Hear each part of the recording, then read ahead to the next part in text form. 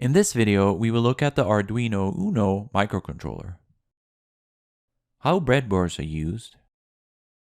Some programming concepts and basic electronics are also covered. We will look at several different examples. Example 1 covers basics of circuits. Example 2 shows differences between analog and digital pins and how to control brightness of a LED with a potentiometer. Example 3 is the most advanced example, covering both programming concepts, infrared, and different circuits.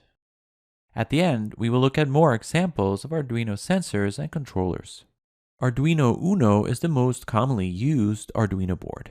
In this section, we will cover different parts of this board. When you have created a program, you will need to upload it to your Arduino with the USB port on your board. It is also used for serial communication, which will be covered later in this video. In addition, when you run a program, the USB port can supply enough power for your Arduino to run. The programs that you upload to your Arduino run until you unplug power or press the reset button. The TX and RX lights blink when you transmit and receive data through the USB cable in connection with serial communication. You can connect power to your Arduino with this plug. For example, a 9-volt battery to give the Arduino enough power so it does not need to be connected to the USB cable all the time. On indicates if the Arduino has any power. The LED can be used as an internal LED and program it to blink or use as debugging information. Ground is common ground and is needed to create a circuit from positive to negative, where ground is negative. On Arduino UNO, you typically have several different ground connections. You have different power connections depending on what your sensors and things need. 3.3 volts or 5 volts. VIN is for external power like solar panels. On Arduino UNO, you have 6 analog pins and 14 digital pins. The difference will be covered in example 2. Some of the pins have a tilde sign. This means that they can act as if they were analog pins. More on that in example 2. Other Arduino devices can have more pins, like this Arduino. It has 12 analog pins and 54 digital pins. Other properties like more memory and other things make it more suitable for larger projects. Breadboards are used when prototyping and creating different tests. The plus and minus can be connected horizontally.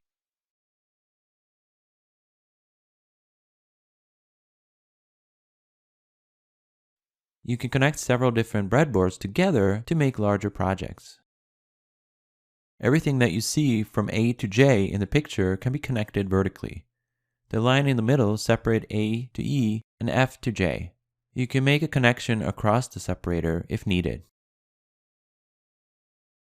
In this example, you will need an Arduino UNO, a breadboard, some male-to-male cables, a USB cable of this type, a LED, and a 220 ohm resistor. This is the blinking LED example we will build. You can see that we have built a circuit where electricity will flow from pin 11 through a resistor, through a LED, and to ground. If you break the circuit, the electricity will stop flowing and the LED will stop blinking. In our example, we saw that we had a 220 ohm resistor in the circuit. So what is a resistor and how do we know what resistor to use? Well, it's a tool for reducing the amount of electricity that flows through the circuit. The light bulb, or LED, cannot handle all the current going through it, so we have to reduce it with a resistor so the LED does not blow up. What resistor to use we will look at a little later in this video. So let's look at the code. The first line says that we define a variable of type int, or in other words a number, called red_LED_pin. And it's defined as a constant and assigned a value of 11. Now a constant just means that you do not want anyone to change it later in the code. You are sure with the const keyword that it will not be changed. There are many different types of variables. A variable is just a placeholder for various temporary data which gets stored in the memory of your Arduino. Different types of variables take up different amount of space. The valid values in the table show what numbers you can store in the different types of variables. For example, the byte variable type can only hold numbers from 0 up to 255. Note also that if you know the number that you're going to store is the number 128, you could store that in either byte, int, or unsigned int. In the Arduino online documentation, you can get a full overview of all the different variable types, also known as data types. The next part of the example is a built-in function called setup.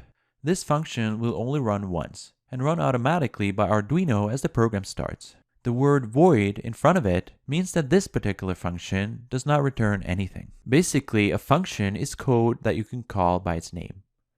Everything inside the brackets are code that belongs to this function. It's grouped together with those brackets. The next line inside the setup function is a call to the function serial begin, which activates serial communication and possibility for printing the debug information, which we will look at later. Another Arduino built-in function, pin mode, activates output mode for pin 11. The variable we defined earlier, red_led_pin, contains the number 11. Then you can see another built-in function called loop. This function runs until either the power is turned off or the reset button is pressed. The first line inside this function, digital write, will set the pin to high. And this means that 5 volts will flow through the pin. With electricity flowing through it, it will turn the light bulb on. Then we have the line serial print line. This will put the word on into the serial monitor window, which we activated in setup. Then we run a delay of 1000 milliseconds or 1 second. We then do the opposite by turning off the electric flow with the digital write function, setting pin 11 to 0 volts or the value low. After that, we write the word off to the serial monitor. Then it's another delay before the loop function starts again. All the lines that you see inside this loop function are function calls. They call functions that are defined by the language. See the Arduino documentation for more information about these built-in functions. Before you upload the program to your Arduino, make sure you've selected the correct board and the correct port.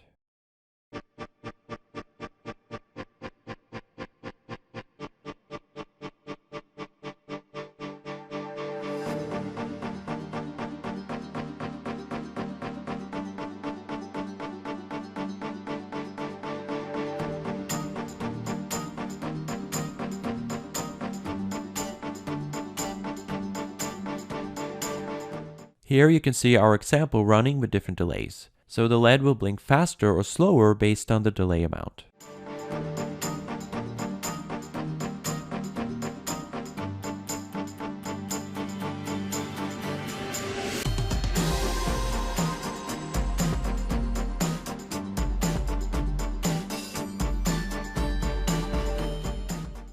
It doesn't really matter where you put the resistor. You can put it before the light bulb or after the light bulb, as you can see in the following examples. As long as the circuit has the right resistance, it will work. In this example, it's a very large resistor that has been inserted, so that the resistance is quite high and therefore the light bulb does not light up that much. As you can see, there is no difference where it is placed. But how do we know how large the resistor should be? We can use Ohm's law for this. Ohm's law is described as a formula used to calculate the relationship between voltage, current, and resistance in an electric circuit.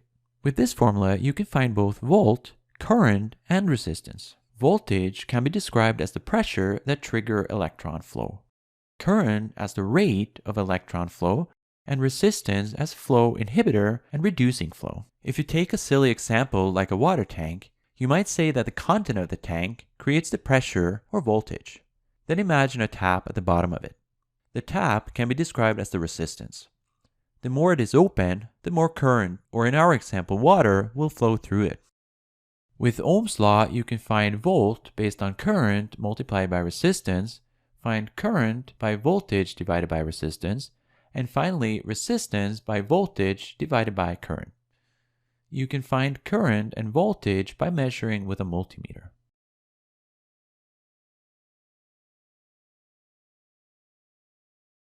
At the bottom here, you can see an example of finding resistance with volt and current measured.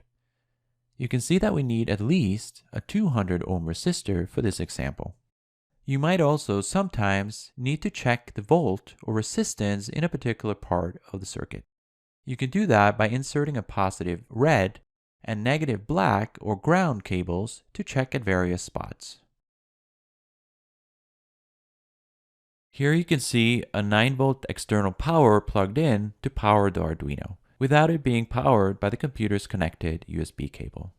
Note that the program was previously uploaded to the Arduino and is running from it. In this example, you will need the Arduino UNO, breadboard, LED, resistor, male-to-male cables, male-to-female cables, and potentiometer. We will attach a potentiometer as shown in the following figure. We attach one end into the 5-volt pin, one end into one of the ground pins, and one cable is attached to the analog pin A1. This is how we attach this.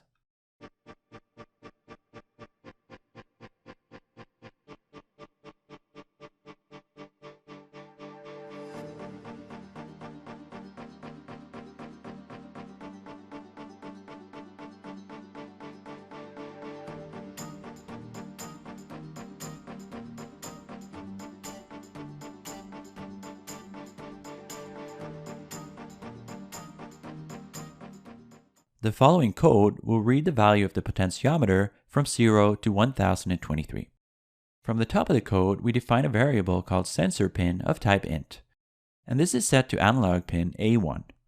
Arduino will understand that even if you have the A in front of it, that this is a number or integer. The sensor value variable is used for storing the value read from the potentiometer sensor. In the setup function, we set up the serial communication as an example 1. In the loop, we first read the value from the analog pin and store the value that we have read into the sensor pin variable. Then we print the value into the serial monitor as seen here. Then we add a delay of 500 milliseconds, or half a second. The loop will then start over again and read the value again. We will now extend the example and dim the LED light based on the current potentiometer position. Value at 0, the light will be completely off, and value at 1023 will be completely on. And then anything between will show varying values depending on the potentiometer. Note that we use a pin with a tilde sign because we need to simulate analog signals from a digital pin. Here in the loop, we still read the value of the potentiometer and print the value of the input. Then map the input value into the output value.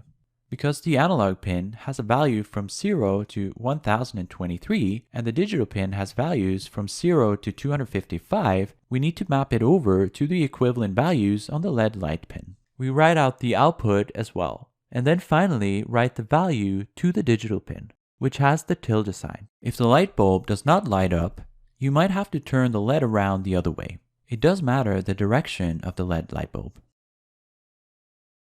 In this example, you will need a remote control of any type, so male to female cables, red, blue, green, and yellow LED lights, 4 resistors, so male to male cables, an infrared receiver, Arduino UNO, breadboard, and a USB cable. This is how the example is connected with 4 independent lights. They can function independently of one another.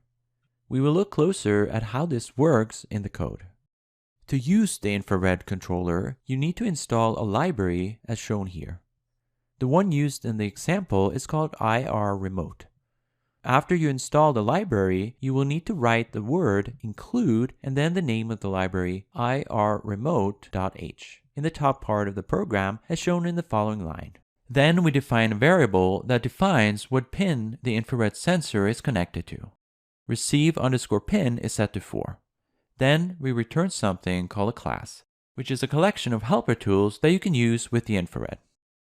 The next line is the decode_result structure, which is a collection of variables that will be needed when the infrared library tries to decode what button was pushed and finding the right ID for the button.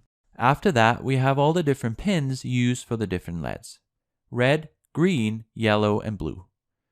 In the setup, we set up the serial communication and set up the different pins as output pins. Then we run a function that is stored inside the class previously defined. It enables infrared input. Then we have a custom function called blink_light and pin number parameter for what LED light to blink. As you can remember, when we set digital write to high, it will turn the light on. And delay will wait as many milliseconds as defined before the function continues. Inside the loop function, we check to see if we have received a command from the remote. The decode function is from the class as described before. The result structure is updated every time we call decode. Function also returns 1 if data is ready, which can be interpreted as true.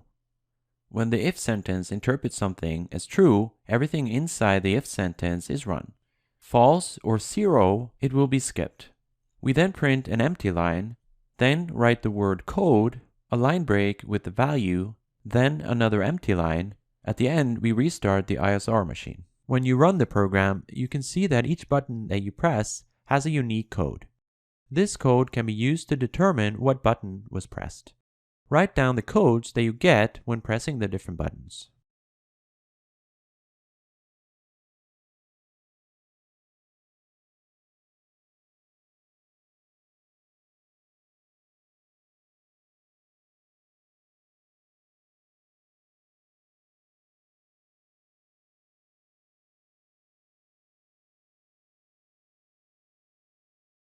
We now have to rewrite the code so that we activate the correct LED based on the pressed button on the remote control. We use if sentences to make this happen. An if sentence has several different possible comparison operators, as you can see in this slide. Some examples: less than and greater than. We will use the equal to operator to check if pressed button is equal to a button code that we have already recorded. We are rewriting the source code so that we blink the LED light when the corresponding colored button is pressed.